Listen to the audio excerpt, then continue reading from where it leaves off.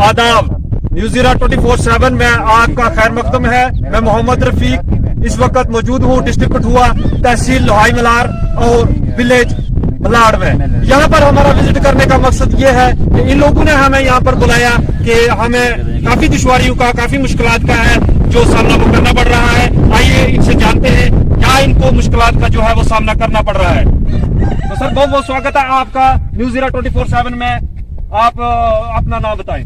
जी, मेरा नाम शकील अहमद है। शकील अहमद जी, आप क्या मसाइल हैं आपके इलाके के, किनको आप बताना चाहते हैं, जरा वजाहत से बताएं। यहाँ हमारे इलाके में तो हर किस्म की जो कोई भी फैसिलिटी यहाँ पर अवेलेबल नहीं है, लेकिन मैं टॉपिक टू टॉपिक बात करूंगा। तो सबसे पहले ये हमारी पानी की बहुत बड़ी यहाँ पर समस्या है।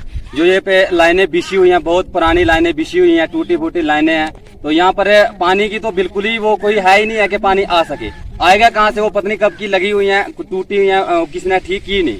तो जो यहाँ पर लगे हुए हैं, हमें तो ये भी पता नहीं है कि यहाँ पर ड्यूटी किसकी है। कोई आता ही नहीं है, कोई दिखता नहीं है। किसी को फोन करो, किसी से नंबर लेके वो कहते हैं कि भाई हमें काम है, हमें वहाँ गए हैं। उनको घर के मसले हैं। तो यहाँ मैं यही दरख्वास्त करूंगा एडमिनिस्ट्रेशन से, अगर उनके घर के मसले तो उनको घर में बैठा दें, यहाँ किसी और को लगा दें, ताकि कोई और लगे। तो कम से कम ये जो इलाका है यहाँ पर लोग पानी से तो महरूम ना रहे। कम से कम पानी एक बहुत बड़ी अहमियत है लाइफ में। हर एक को पानी की जरूरत होती है, तो पानी तो कम से कम इनका ठीक रहे। यहाँ पे हौद की बात करते हैं तो हौद है यहाँ पर एक बना हुआ, ये मुझे लगता है कोई 30-40 साल पहला है। तो ये बंद पड़ा हुआ, टूटा फूटा हुआ है, इसकी तो कोई वो कंडीशन ही नहीं है कि ये ठीक हो सकता है। तो रही बात हमारी अब बिजली की है, तो बिजली की बहुत बड़ी समस्या है यहाँ पर। बिजली की तो समस्या ये कि जब यहाँ पर ट्रांसफार्मर खराब हो जाता है, जब भी थोड़े से बादल आते हैं, बादल यहाँ मलाड में आते हैं, तो लाइट पहले ही उड़ जाती है। वो पता नहीं कौन सी समस्या है। जो हमारे लाइनमैन है, इनको फोन करो, वो हमारे घर के काम है। हमारे घर में शादियां चल रही हैं, अभी रमजान चल रहा था तो ट्रांसफार्मर खराब हो गया। पहले तो आ नहीं रहा था, बड़ी मुश्किल से पीछे से किसी ने भेजा, जैसे भी आया तो नीचे से जब लोगों ने लाया ट्रांसफार्मर, पहुंचाया ट्रांसफार्मर के पास, तो वहाँ जहाँ लगना था वहाँ पहुंचाया। फोन किया उसको, मेरे घर में शादी है, मैं नहीं आ सकता। अगर तेरे घर में शादी है तो नौकरी छोड़ दे, रिजाइन कर, किसी और को लगा देंगे। लोगों को कम से कम परेशान ना करो ना।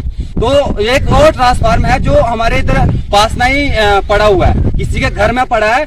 तो उनका कहना है कि हमें किसी एमएलए ने दिया है। तो मैं यही जानना चाहता हूं, मैं गवर्नमेंट से ये अपील करना चाहता हूं कि अगर किसी कोई एमएलए किसी एक फैमिली को अगर पर्सनल ट्रांसफार्मर दे सकता है, तो हम भी दरख्वास्त करते हैं कि हमें भी मिलना चाहिए। और जो हमारे लाइनमैन है, जहां तक मुझे लगता है कि जो ट्रांसफार्मर जहां के लिए आया था वहां नहीं लगा, उन्होंने अपने घर में रखा, और जो तारे लगी थी पोल के ऊपर, वो तारे भी गायब हैं। मुझे तो यही लग रहा है कि लाइनमैन ने वो तारे भी बेच दी हैं। तो मैं गवर्नमेंट से ये अपील करना चाहता हूं कि हर चीज की इंक्वायरी होनी चाहिए, क्योंकि ये हमारे साथ बुरा हो रहा है। ये लोगों की हर चीज लोगों का जा रहा है। अगर ये पैसा लग रहा है, गवर्नमेंट कहीं भी लगा रही है, गवर्नमेंट खुद का कुछ नहीं लगा रही। ये हमारे लोगों के पैसे कट रहे हैं, ये जो कट रहे हैं ये हमारे लोगों के पैसे कट रहे हैं। इसी की वजह से ये हर चीज आती है हमारे लिए। अगर हमारे लिए आती है तो हमारा हक है कि इसके लिए लड़ना है। तो मैं यही चाहता हूँ, गवर्नमेंट से अपील करता हूँ कि हर चीज पे इंक्वायरी होनी चाहिए और इसको दुरुस्त होना चाहिए। जब ये अभी देखो, अभी जो बरसात आ रही है, तो बरसात में क्या होता है, बारिशें ज्यादा रहती हैं, तो लाइट की यहाँ पर कोई भी सुविधा उपलब्ध नहीं रहती है। महीने में 5 या 6 दिन लाइट आएगी, वो भी आप 10 बार फोन करोगे किसी को, कभी डबल ए को करोगे, कभी ए को करोगे, फिर जाके आपकी लाइट ठीक होगी। नहीं तो लाइट गई आपकी, ना लाइनमैन दिखता है, ना कोई दिखता है किसकी ड्यूटी है किसकी नहीं है, कोई पता ही नहीं चलता है। तो मैं गवर्नमेंट से यही दरख्वास्त करता हूँ कि ये जो हमारी लाइट है इसकी भी देखें, इसको अच्छे से दुरुस्त रहे, ताकि जो ये ट्रांसफार्मर जो किसी के घर में पड़ा हुआ है, जिस एमएलए ने भी दिया है, मैं चाहता हूँ कि हमें भी पता चले कि कौन सा एमएलए इनको दे के गया है, और उस एमएलए की जो भी है इंक्वायरी होनी चाहिए, किसने इनको ये ट्रांसफार्मर दे के रखा है। तो ये ट्रांसफार्मर जहाँ के लिए आया है वहाँ लगना चाहिए, मेरी यही दरख्वास्त है गवर्नमेंट से। तो सर हम बात करें यहाँ के टूरिज्म की, जैसे कि काफी खूबसूरत इलाका है, इलाके को लेकर जैसे कि रोड जो होता है जो वो इलाकों को कनेक्ट करता है, रोड की क्या फैसिलिटी है यहाँ पर, और किस तरह से आप टूरिज्म की नजर से अपने इलाकों को देखते हैं? यहाँ पर रोड की समस्या जो है ये है, तकरीबन कोई नीचे आप कटली से ऊपर जब आते हैं तो ऊपर तक बना है, कोई 4-5 किलोमीटर ये बना हुआ है।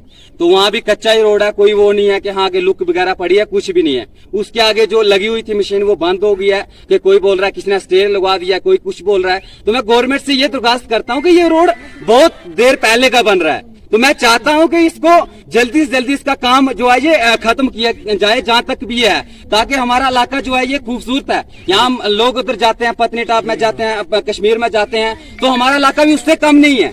तो मैं यही चाहता हूं कि रोड की फैसिलिटी यहाँ पर बिल्कुल भी नहीं है। तो गवर्नमेंट से मैं यही अपील करता हूं कि जो ये रोड बन रहा है इसकी जो भी समस्या है उनको हल करनी चाहिए। तो रोड को जल्दी से जल्दी जहां तक इसको बनाना है वहां तक इसको कंप्लीट करें।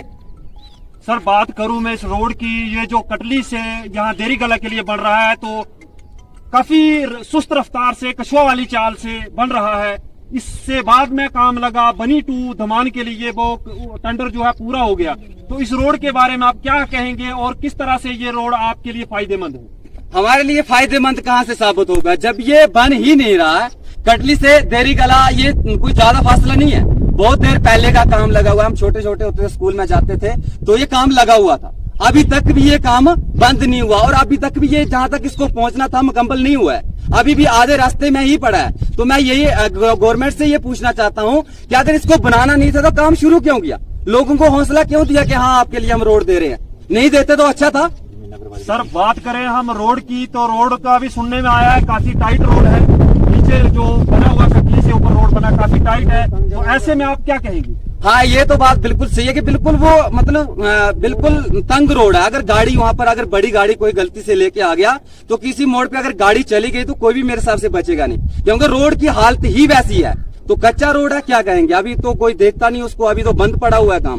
तो मैं यही एडमिनिस्ट्रेशन से चाहूंगा कि हमारी जो ये बात है ये ऊपर तक जाए और इसके रोड की भी हमारी जो बात है ये जल्दी से जल्दी इसको कवर किया जाए। बात हम कोविड-19 की करें तो इस वक्त जो पूरा देश हमारा जूझ रहा है बीमारी से, बात हम इस इलाके की करें तो किस तरह से वैक्सीनेशन का प्रोसेस जो है वो चल रहा है? यहाँ पर वैक्सीनेशन का जो ये प्रोसेस है ये तो हमें पता नहीं, कोई जो भी वार्ड मेंबर हैं इनको फोन आते हैं कि भाई वहाँ भेजो वहाँ भेजो। अब यहाँ पर आप देख सकते हैं कि बुजुर्ग भी हैं, बीच में औरतें हैं, रमजान चल रहा है, ये कहाँ जाएंगे वैक्सीनेशन लगाने के लिए? एक ऊपर से ना रोजा रखा होता है, ऊपर से चल के जाएंगे। रोजे की हालत में तो आप समझ सकते हैं कि क्या हालत होती है। तो मैं यही चाहता हूँ कि ये वार्ड नंबर 5 में एक स्कूल है हमारा, ये प्राइमरी स्कूल है, बिल्डिंग है गवर्नमेंट की। तो मैं ये चाहता हूँ कि पूरा स्टाफ यहाँ भेज दें ताकि ये जितने भी यहाँ के वार्ड नंबर 5 के लोग हैं ये यहाँ पर आके लगा सकते हैं। और मैं यही अपील करता हूँ कि हर जितने भी हमारी पंचायत में वार्ड हैं जो पास में 4-5 जो भी हैं उनका सेंटर बना लें, वहां पर रखें ताकि लोगों को परेशानी ना आए इधर उधर भटकने में। तो मैं यही चाहता हूं कि हमारा जो ये सेंटर है यहाँ पर बनाए वार्ड नंबर 5 में, ताकि ये लोग जो है ये अपने आराम से वैक्सीनेशन लगा सकें। लोग यहाँ के किसान हैं, किसानी खेती करके अपना गुजारा करते हैं, लेकिन जब यहाँ पर एक मक्की की फसल जो है वो काफी प्रोटेक्शन उसकी की जाती है, तो जब उसका जो एंड प्रोडक्ट तैयार हो जाता है उसको पीसने के लिए आप दमान के लिए जाते हैं, तो उसके लिए आपको किस तरह से जो है वो सुविधा रहती है, किस तरह से आप मैनेज करते हैं? उसका मैनेज तो जब ये उसको मक्की को डालते हैं यहाँ से दमान, तो आप जानते हैं कितनी दूर है, तो वहाँ जाना पड़ता है। यहाँ पर कोई भी चीज वैसी फैसिलिटी नहीं है कि यहाँ कोई मशीन वगैरह या गवर्नमेंट की तरफ से कुछ भी कोई चीज यहाँ पर वैसी नहीं है कि लोग जो है कि ये अच्छे रहें, ऐसा कुछ भी नहीं है यहाँ पे। मतलब आप देख सकते हैं कि तरक्की के लिहाज से, डेवलपमेंट के लिहाज से आप देखें तो हमारा इलाका वैसे तो बैकवर्ड है ही है, लेकिन ये डेवलपमेंट के लिहाज से भी बहुत बैकवर्ड है। यहाँ कोई आता ही नहीं है। जब यहाँ तक तो मुझे लगता नहीं है कि किसी भी मान ले कि किसी एक बंदे को पता होगा कि यहाँ पर कौन सा बंदा लगा है, पीएचई में है, चाहे वो बिजली में है, चाहे किसी भी है। यहाँ पर कोई भी बंदा आज तक हमें दिखा ही नहीं कि ये बंदा लगा कौन सा, कौन से डिपार्टमेंट का बंदा है, क्या करने आता है, या कोई इसमें एग्रीकल्चर में है, सेरिकल्चर में है, कोई भी बंदा यहाँ पर दिखा ही नहीं आज तक हमें। काफी बड़े इल्जाम हैं इन लोगों के कि जो भी मुलाजिम यहाँ पर अलग अलग महकमे के काम करते हैं उनका नाम तक लोगों को पता नहीं है, कौन है, कब से नौकरी कर रहे हैं। और जो इन्होंने पानी का मसला बताया, बिजली का मसला बताया और टूरिज्म को लेकर जो बात की, तो काफी दर्दनाक यहाँ का एक व्यू है कि किस तरह से लोगों को सुविधाओं से वंचित किया गया है। न्यूज़ 24 के साथ मैं मोहम्मद रफीक।